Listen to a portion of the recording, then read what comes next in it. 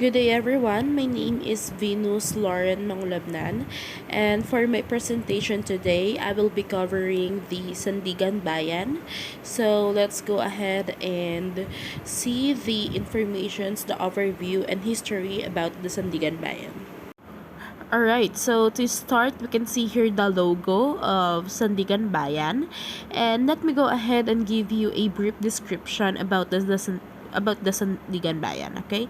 So, it is a special appellate collegial court in the Philippines that has jurisdiction over criminal and civil cases involving graft and corrupt practices and other offenses committed by public officers and employees. It also include those in government-owned and controlled corporations.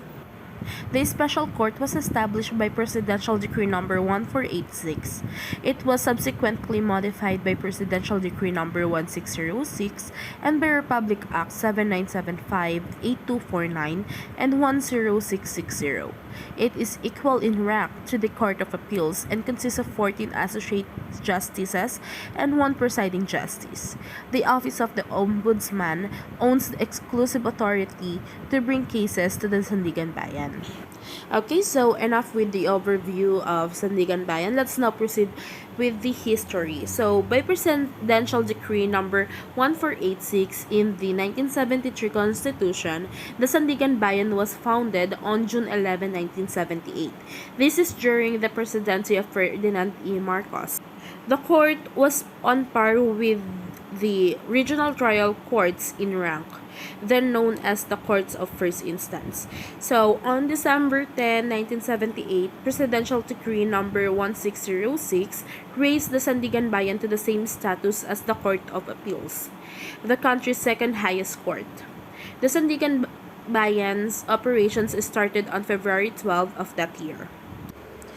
Amendments were introduced in Republic Acts number 7975 and number 8249 after the EDSA Revolution in 1986, which limited the jurisdiction of the Sandiganbayan to cases involving public officials occupying positions classified as salary grade 27 and higher.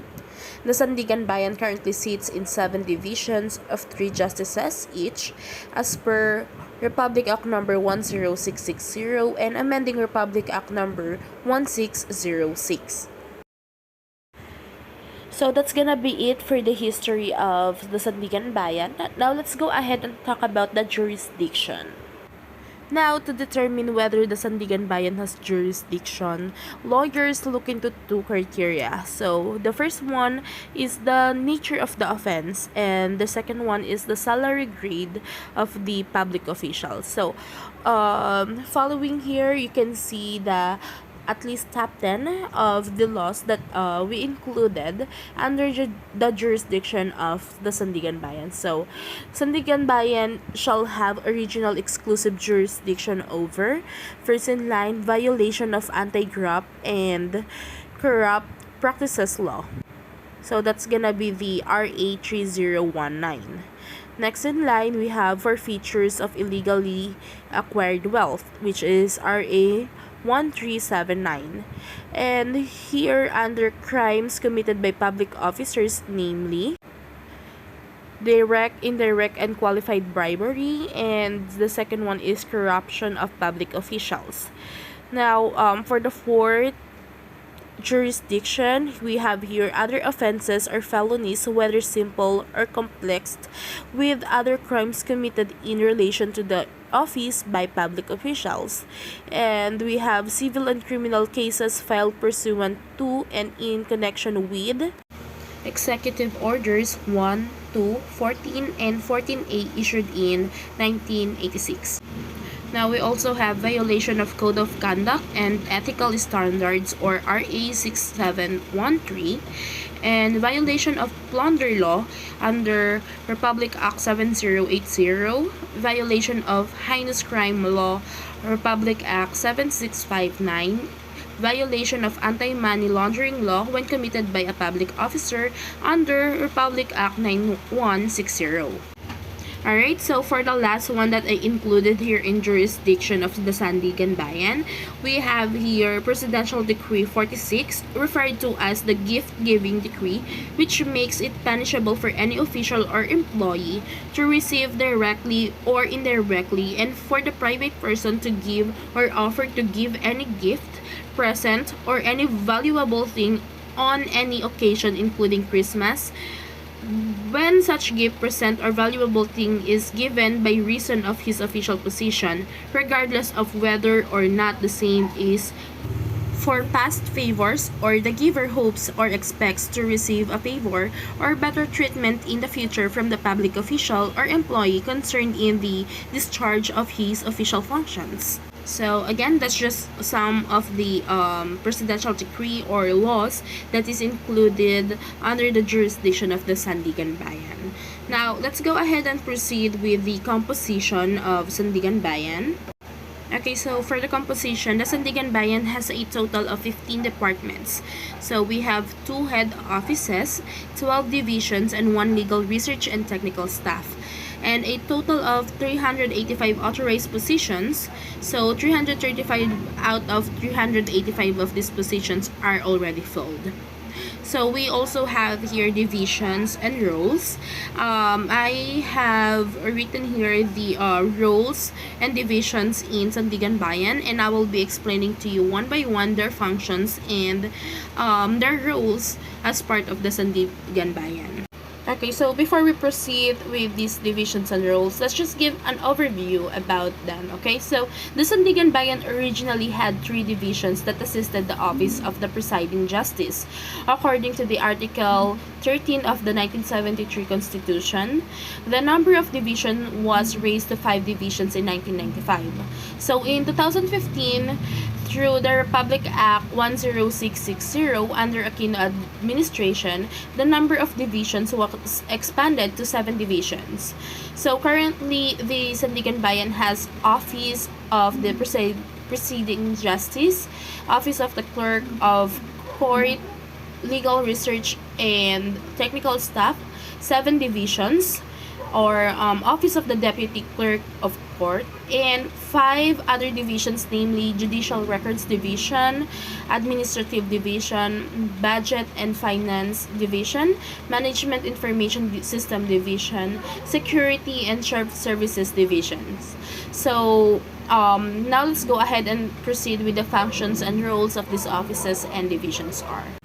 So first in line, we have the Office of the Presiding Justice. So they enjoy precedence over the other members of the Sandiganbayan in all official functions. So implements the policies, executes the resolutions, and enforces the orders of the court and bank. Performs the functions specifically vested upon him by law. Rules and regulations or those implied therefrom. Performs all other functions and duties inherent in his position. So now let's talk about the Office of the Clerk of Court. The Clerk of Court is the administrative officer of the Sandiganbayan. He shall discharge his functions under the control and supervision of the Sandiganbayan and Bank through the presiding justice. As an administrative officer, he shall take direct charge of the administrative operations of the Sandiganbayan and exercise general supervision over its subordinate officials and employees except those belonging to the staff of the presiding justice and the associate justices. He shall assist the presiding justice in the formulation of programs and policies for consideration and action of the Sandiganbayan and Bank.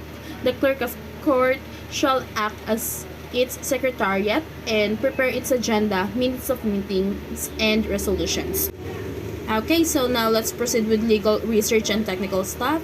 They provide legal and technical assistance to the court by conducting legal research and studies, takes charge of all legal and related matters. Okay, now we have Office of the Deputy Clerk of Court, which is 7 divisions. So they assist the clerk of court in providing technical and administrative support and assistance to their particular divisions of the court. So they takes charge for the pre and post adjudicative matters relative to cases assigned to the first division.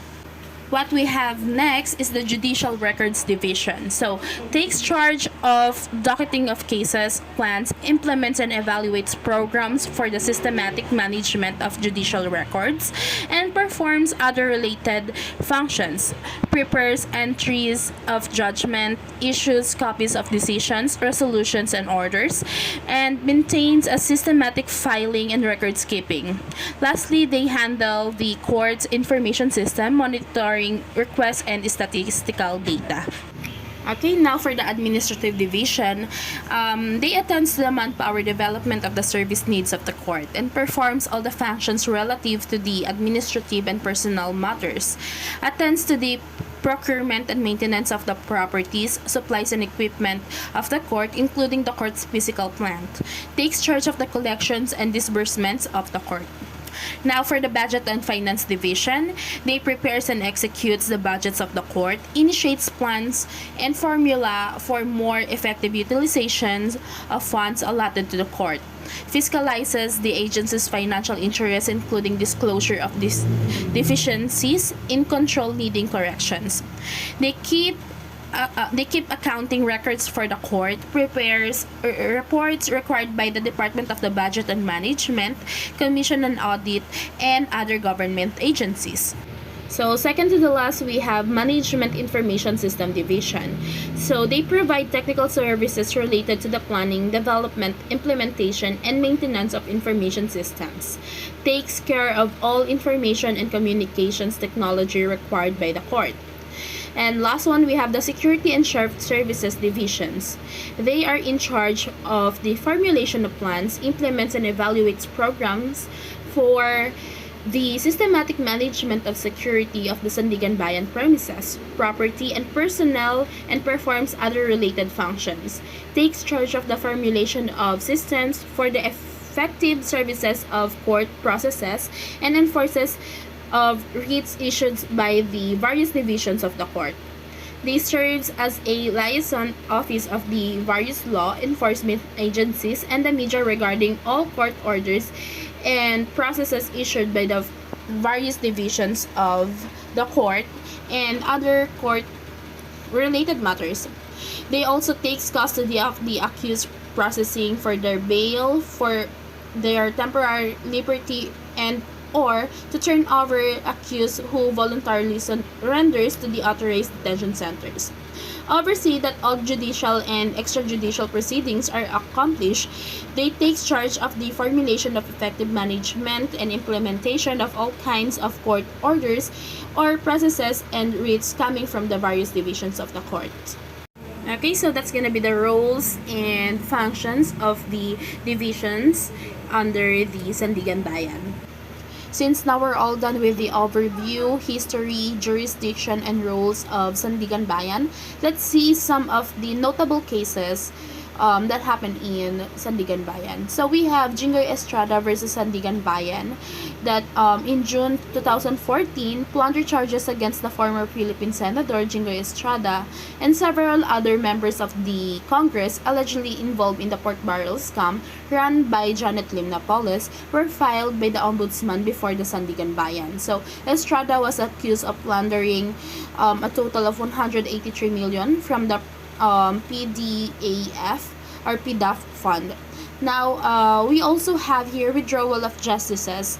It happened in December of 2014. All three justices from Sandiganbayan 5th Division, they are Associate Justice Roland Jurado, Alexander Gizmudo, and Maria Teresa Gomez Estuesta, assigned to the case against Estrada, inhibited themselves from the case for personal reasons.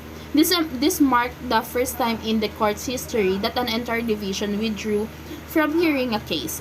Though the justices refused to elaborate on their reasons for inhibition, the withdrawal was said to have been due to pressure from public to deny Estrada's petition for bail. So one of the notable cases as well here is the Imelda Marcos versus Sandiganbayan. In 1991, 10 counts of graft were filed against the former First Lady Imelda Marcos before the Sandiganbayan. Marcos was accused of creating private Swiss foundation during her time as governor of Metro Manila between 1978 and 1984. She was also accused of violating the Anti-Graft and Corrupt Practices Act by holding financial interests in multiple private enterprises. The government has since uncovered Marcos Swiss deposits amounting to $658 million.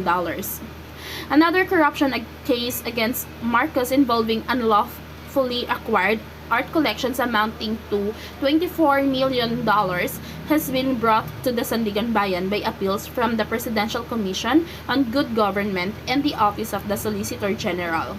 The case is being handled by the Special First Division of the Sandiganbayan. We have here delays in court proceedings. So the case against Imelda Marcos has been ongoing for over 26 years due to multiple causes of delay in court proceedings. In 2017, Marcos was absent from what was scheduled to be her last day of trial for graft case. In the same year, the trial was reset by the 5th Division due to the failure of the defense to present their last evidence in the case. So, once again, let's just have a quick recap. We had the overview, the history, the jurisdictions, and as well as the roles and functions of Sandiganbayan, and these last two notable cases that they handled. So, once again, my name is Venus Lauren Mangulabnan. Thank you for watching and listening.